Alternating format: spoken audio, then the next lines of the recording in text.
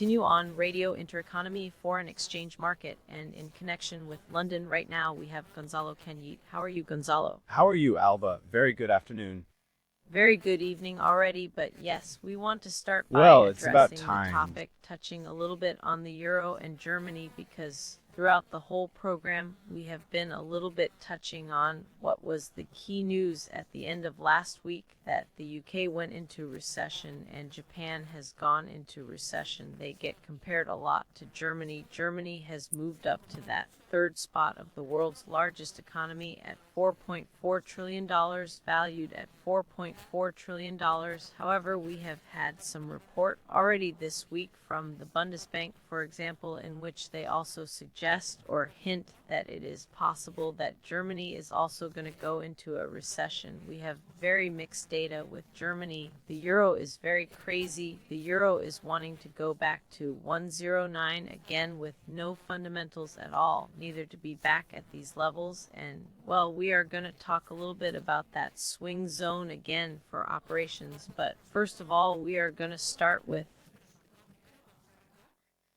what is going on with Germany. So much mixed data, so much contradictory information here and there, and we need to see in detail. Yes, well, that's just what you said. The Bundesbank comes out with a report saying that Germany could be on the verge of a recession, which is funny, or basically it seems almost like a joke, right? Because it looks like it is starting to be on the verge of a recession. According to the Deutsche Bank report, it is curious, especially if we take into account. Look, I am reading data on the screen, right? We have the latest year-on-year growth rate for Germany is minus 0.3% Q4 of 2023, but the previous one was 0%. And the previous one was 0%, and the previous one, the QI of 2023, was 0.1 growth, but 2022, they closed it with a decrease of minus 0.4. Oh, and to say that it seems that Germany could be in recession seems to me to be very optimistic. And that, again, what I am telling you makes it clear that they are former geniuses. The funny thing about all this is that the Bundesbank is admitting the obvious, which is why we posted about it earlier this week, that Germany was more likely to be in recession right now because of its low foreign demand, consumer caution, and high lending rates that are impeding domestic investment. This is the Bundesbank's explanation of why Germany would be in recession. Not a single word about the main problem, the core of this problem of Germany, which is the energy resources of the country, which are basically destroyed, and no mention has to be made of this. No mention is made. Germany has said absolutely nothing about it, despite the fact that country's authorities, well-known journalists, are already joining in, pointing out that those energy infrastructures that were destroyed by the United States, according to what they say. But Germany so far has not raised its head to ask for explanations for this. So it is quite sad. The incredible thing, moreover, is that, and we also published it at the beginning of the week, that the response given by the German government to this Bundesbank report saying that they could be close to a recession, that they could, right? The one that could.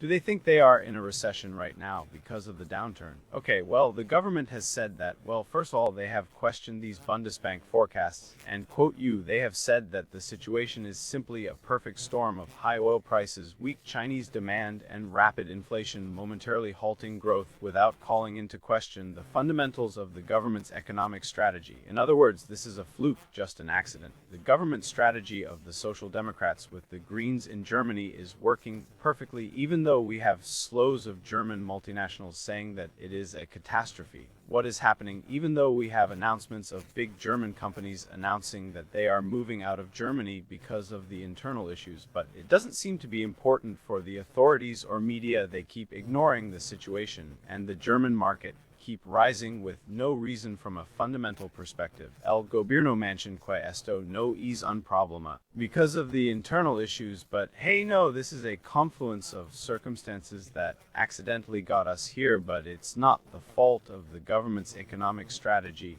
And of course, it doesn't agree with the Bundesbank that the Bundesbank thinks it may be going into recession in Germany. Apparently, they haven't looked at the data for a second, which is published everywhere, where you see that since the end of the year, Germany presents completely dire data for its economy. So Very that's where we distorted. are. So that's how we are, and also that they are at all the oil prices. Well, it's just that much higher Yes, they can get, yes. as we have discussed, not only with you, but with other experts. Oil is in a very supportive zone, and it could get worse for the Germans. What do we do with the euro? Because the euro is also also taking advantage of this adjustment that the dollar index has had since we commented on that break. It practically reached its objectives at 104.80, 105, and that is an area, it was an area of rotation and rest for the dollar index, which is resting. It is in that zone of 103.80, 103.40. The key is that it does not lose that zone and that it rests. That is what we are looking for, right, Gonzalo? Yes. We even published in social networks a chart at the beginning of this week that showed the dollar index. I think it was on Tuesday when we published it. It showed the dollar with what it could start to be, just as we were right with the bullish pattern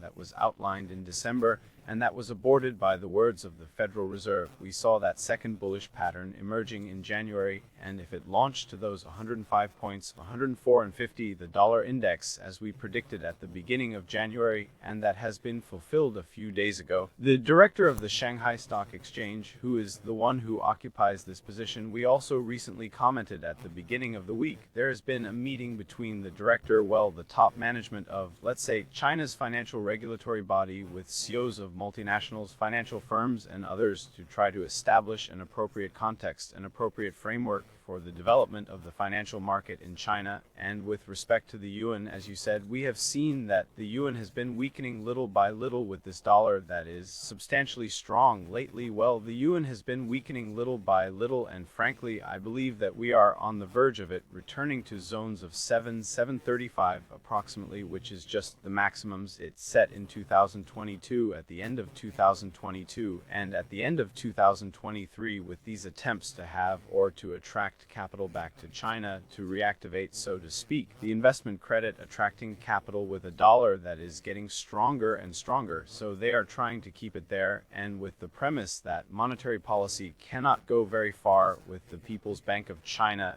if the yuan breaks against the dollar. So they are left with a slightly delicate situation, maintaining monetary equilibrium with the exchange rate and with investment flows. Yes. They are at a crossroads, and we will continue to discuss it in future programs with you. You always bring us clues and data that we did not know about, such as the director and the sudden changes in that direction. Well, Gonzalo Canvite, a real pleasure as always to connect with you and comment on all the news. The pleasure is mine, thanks to you. Best regards.